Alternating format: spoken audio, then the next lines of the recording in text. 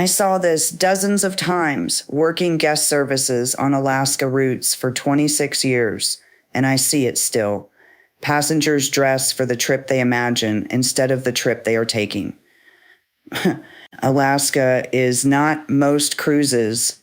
The ships sail from May through September, but the weather is still cold and wet. You will spend hours outside at the ports, on deck watching glaciers, standing in drizzle at excursions. The ship is heated, but you are not inside for most of the day. That is the part people forget when they are packing at home in Florida or Texas in July. The dress code on Alaska cruises is relaxed, smart, casual. You will see people wearing hiking shoes to dinner, fleece jackets, the same clothes they wore off the ship that morning. There are no formal nights on most Alaska sailings. You do not need the wardrobe you would pack for a Mediterranean cruise. Alaska is casual because Alaska is practical. My name is Carol Brennan. I worked cruise ships for 26 years, most of that time in guest services, and I have sailed Alaska routes more than 40 times since I retired. I know what passengers bring and what they wish they had left at home. Open-toe sandals are the obvious mistake. But there is a second shoe that causes just as much misery, and it looks like a smart choice when you are packing. The mesh running shoe, the lightweight trainer with vents along the sides designed to keep your feet cool on a treadmill. In Alaska, breathable means water walks right in. I watched a man in Ketchikan step off the gangway in gray mesh running shoes. They looked expensive.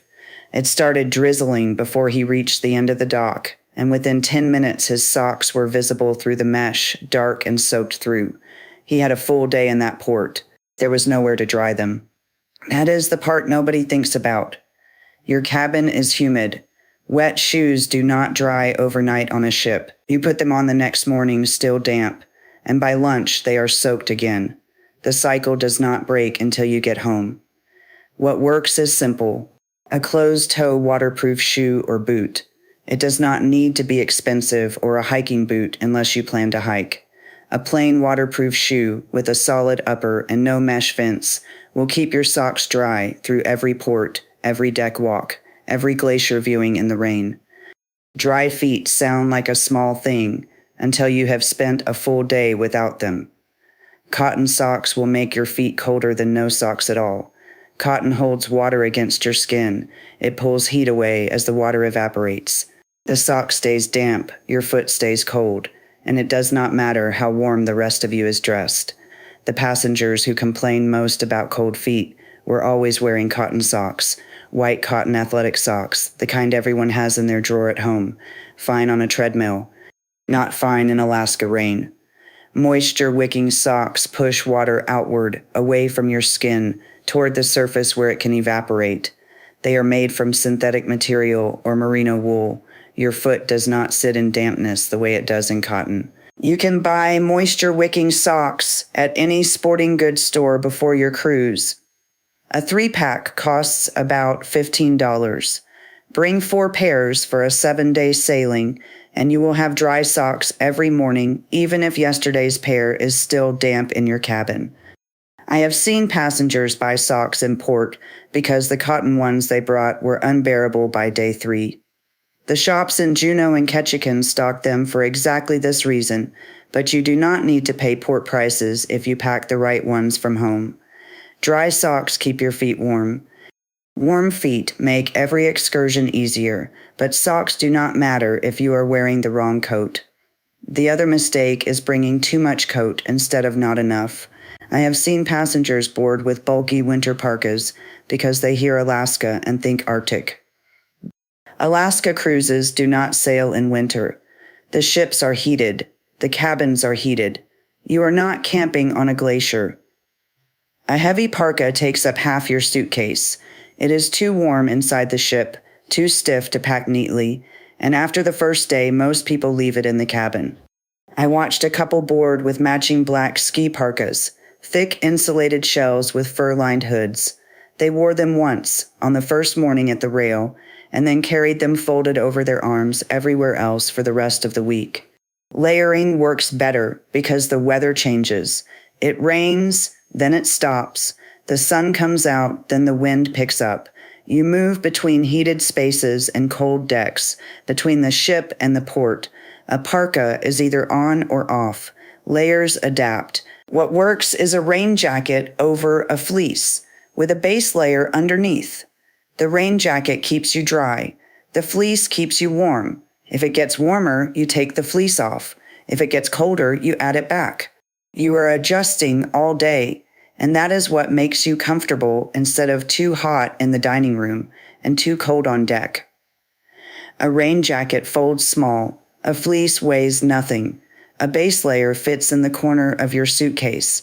All three together take up less space than one parka and work better in every situation you will actually face. I saw a couple walk into the main dining room on the second night wearing a tuxedo and a floor-length gown. Everyone else was in fleece jackets, hiking pants, and the same shoes they had worn off the ship that afternoon. They did not look elegant. They looked like they had dressed for the wrong event. Alaska cruises do not have formal nights unless you are on a grand voyage.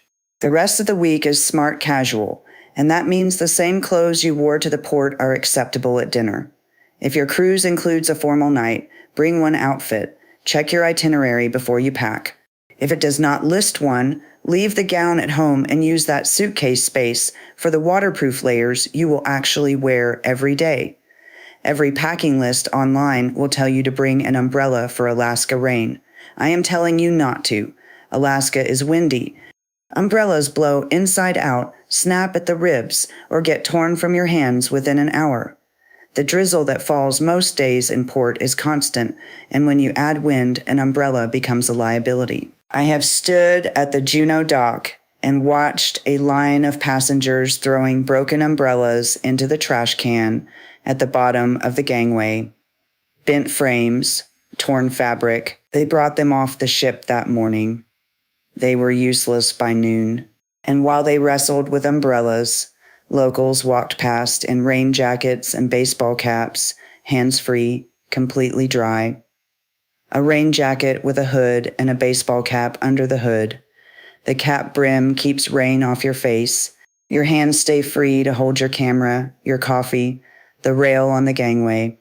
You are not fighting wind or angling an umbrella into drizzle while managing a day pack and a phone.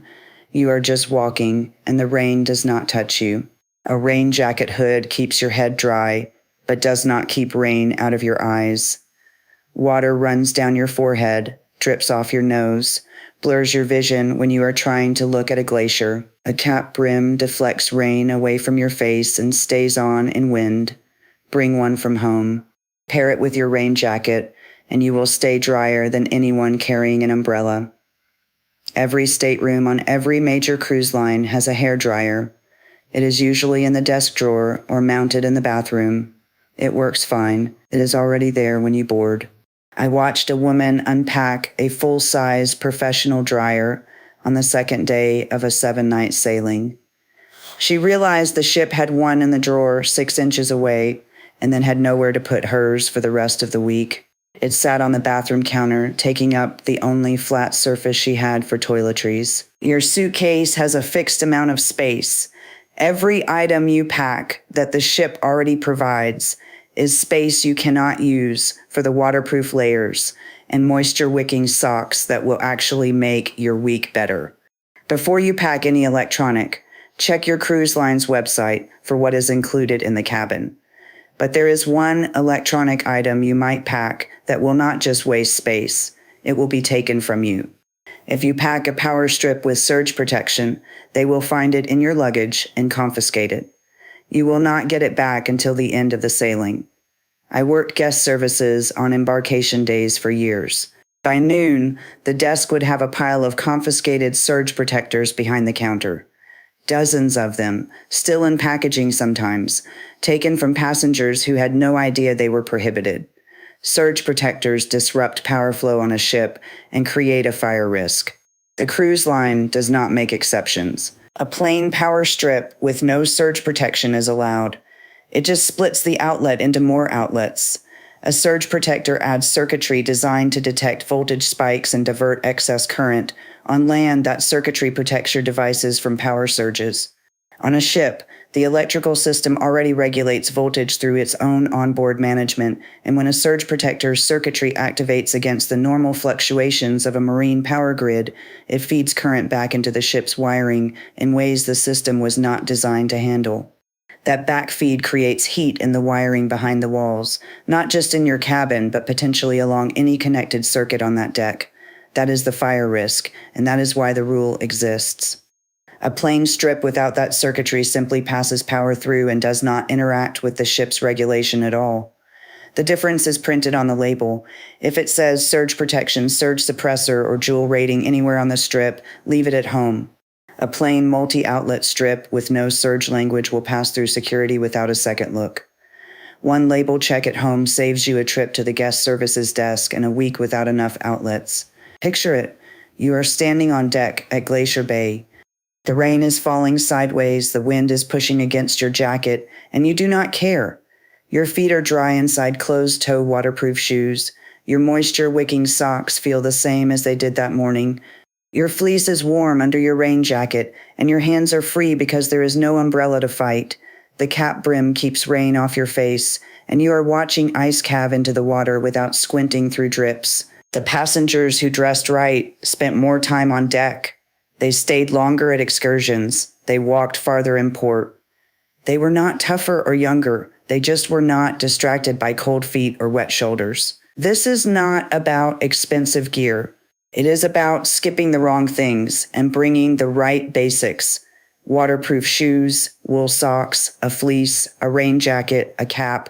Simple items packed deliberately. Everything else is just deciding what to leave behind. Tell me in the comments. What did you pack on your Alaska cruise that you wish you had left at home? I am working on a companion video covering what to actually bring, item by item. It is the natural next step after today. Before you zip that suitcase, check your shoes, check your socks, read your power strip label, and leave the umbrella in the closet. The people who built their lives in Alaska never packed for comfort. They packed for reality.